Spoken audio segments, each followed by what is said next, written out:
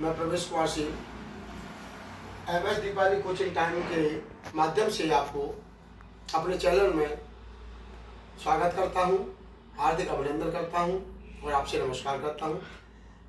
अब तक हमने आपको टेंस काल के बारे में 2 टेंस समझा दिए, present indefinite tense, past indefinite tense. आज हम फ्यूचर इंडेफिनिट टेंस के बारे में बताएंगे, एफर्मेटिव सेंटेंस। तो आज हम जानते हैं फ्यूचर इंडेफिनिट टेंस का एफर्मेटिव सेंटेंस। सकारात्मक वाक्य, सकारात्मक वाक्य,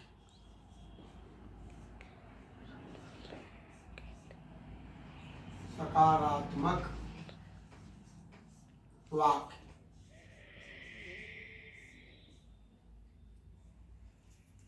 एफर्मेटिव सेंटेंस इंग्लिश में, सकारात्मक वाक्य कहते हैं इसको हिंदी में। पहचान, वाक्य के अंत में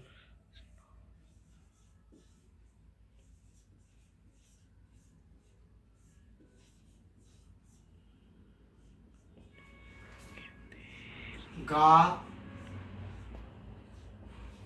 गी, गे आदि शब्द आते हैं।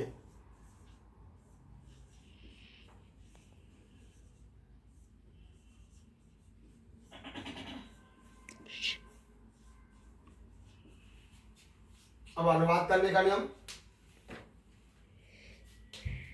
पहचाने, वाक्य के अंत में गा, गी, गे आदि शब्द आते हैं।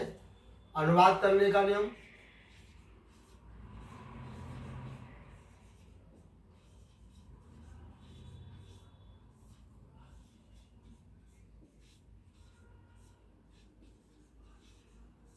अनुवाद करने का नियम।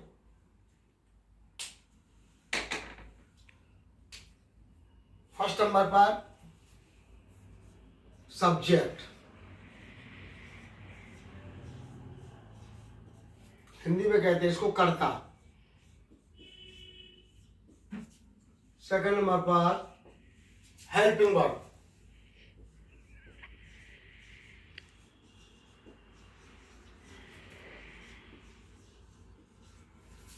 इसको हिंदी में कहते हैं सहायक क्रिया।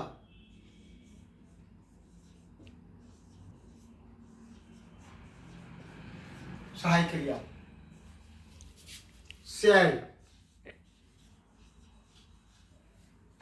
को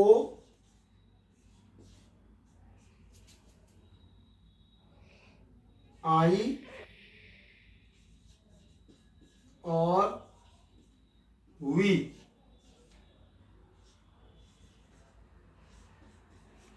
सब्जेक्ट पहले नंबर पर लिखते हैं, इसको हिंदी में हम कर्ता कहते हैं। सेकंड नंबर पर लिखेंगे हेल्पिंग वर्ब, इसको हिंदी में हम सहायक क्रिया कहते हैं। सहायक क्रिया। थर्ड, सेल को आई और वी कर्ता के साथ, आई यानी मैं, वी मीन्स हम, तो सेल को हम आई और वी कर्ता के साथ लिखेंगे, कर्ता के साथ, तथा विल को अन्य सभी कर्ताओं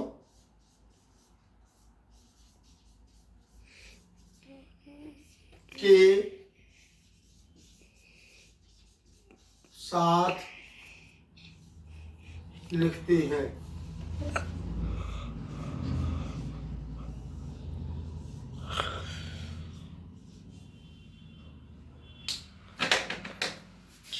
विल को अन्य सभी कर्ताओं के साथ लिखते हैं।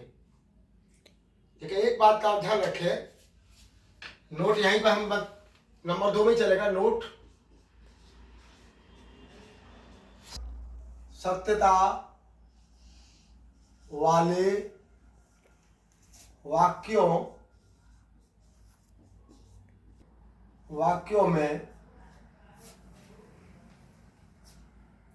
सत्यता वाले वाक्यों में सहायक क्रिया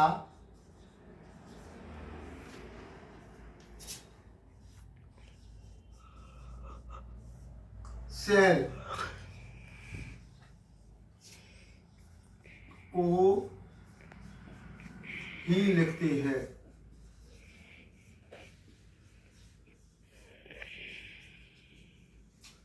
लेकिन यह ध्यान रखना है नंबर 2 भाई, सत्यता वाले वाक्यों में सहायक क्रिया सेल को ही लिखा जाता है।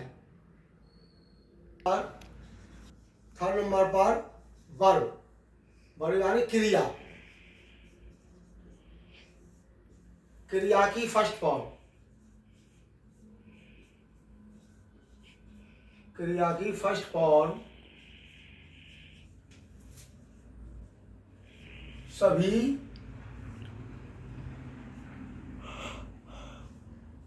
कर्ताओं के साथ,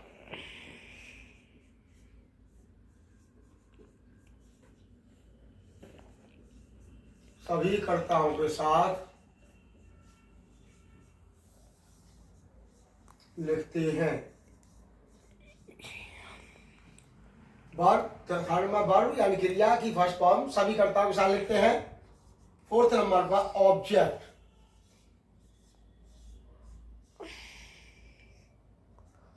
ऑब्जेक्ट को हिंदी में कहते हैं हम कर्म। 5 नंबर पर अदर वर्ड्स लिखकर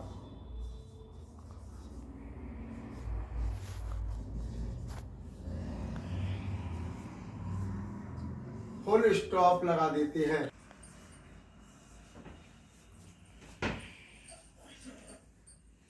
फुल स्टॉप लगा देते हैं।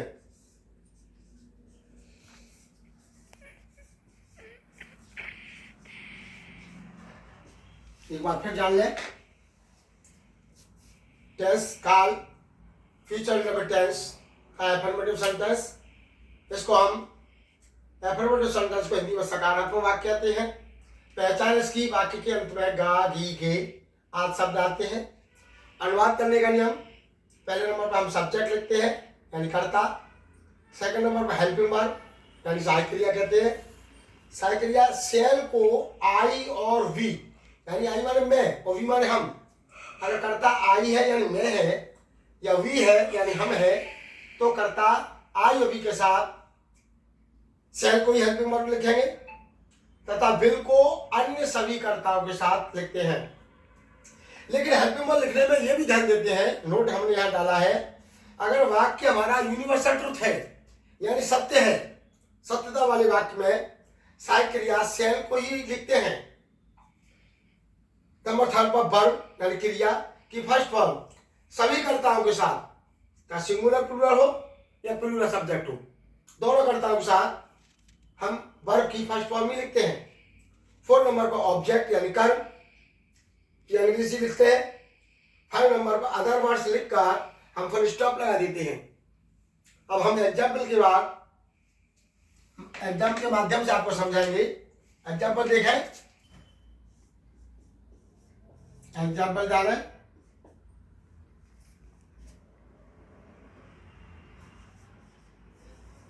अध्यापक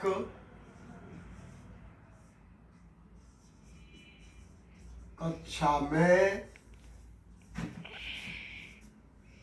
पाठ पढ़ाएंगे।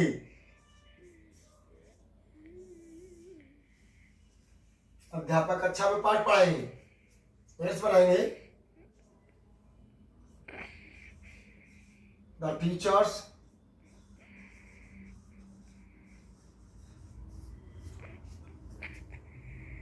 will teach the lesson in the class.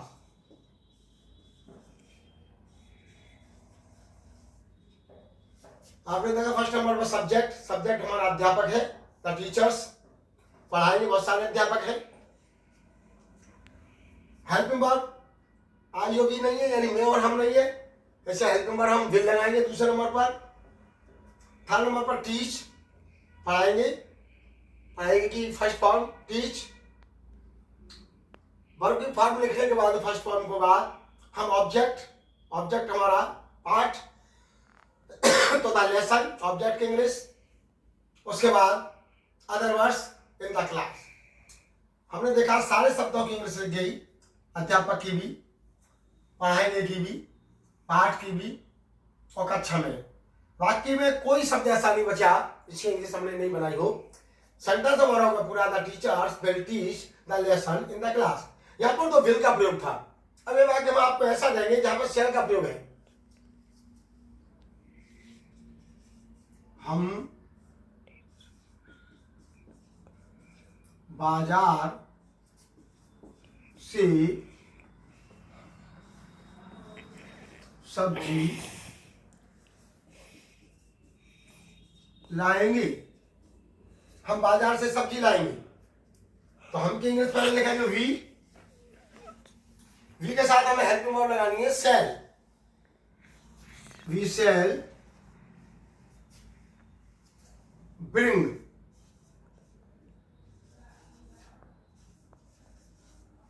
The vegetables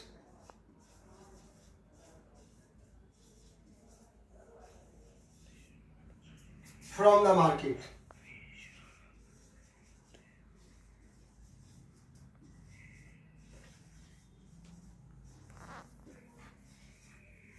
आपने देखा हम की इंग्लिश वी के साथ हेल्पिंग वर्ब हम दूसरे नंबर पर सेल लिखेंगे। लाने की इंग्लिश ब्रिंग होती है। ऑब्जेक्ट हमारा सब्जी द वेजिटेबल्स।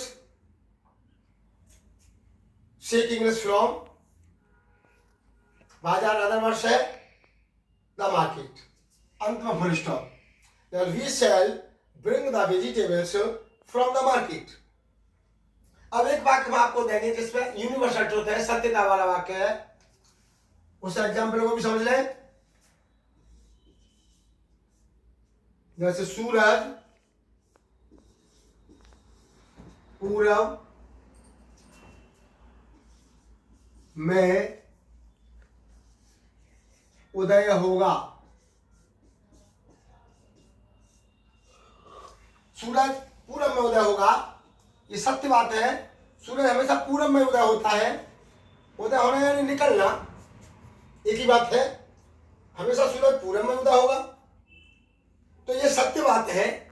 तो ऐसे सत्य वाले वाक्य में जो यूनिवर्सल ट्रुथ है उनमें हेल्पिंग वर्ब हम सब्जेक्ट के बाद सेल को यूज करते हैं। तो the sun shall rise in the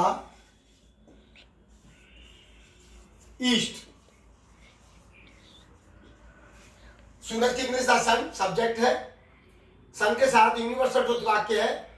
सूरज पूरब में उदय होगा, इसलिए हम हेल्पिंग वर्ब या सेल लगाएंगे। उदय होना या निकलना की इंग्लिश राइज होती है। Make English in the east. The sun shall rise in the east। तो आपने यहां पर देखा फ्यूचर इंडेफिनिट टेंस के एग्जाम्पल विल का प्रयोग कैसे से किया गया, शेल का प्रयोग आईओवी के साथ किया गया। यहां पर यूनिवर्सल ट्रुथ है जिसमें सत्यता वाले वाक्य के साथ हमने शेल यूज किया, उसमें शेल ये हेल्पिंग वर्ब लगेगा। तो आज आपने जाना फ्यूचर इंडेफिनिट टेंस का एफर्मेटिव सेंटेंस के नियम, अनुवाद करने का नियम और उनके एग्जाम्पलों के माध्यम से। आज का वीडियो हम यहीं पर विराम करते हैं। अगला वीडियो हम आपको कल डालेंगे। आज हमारे वीडियो के लिए, हमारे MS दीपाली कोचिंग टाइम के लिए और मुझ प्रवेश मास्टरिंग के लिए चैनल को सब्सक्राइब करें, लाइक करें, कमेंट करें। इसके लिए बहुत बहुत हम आपके आभारी रहेंगे। आपको अंत में हमारा धन्यवाद और आपके लिए सभी के लिए नमस्कार।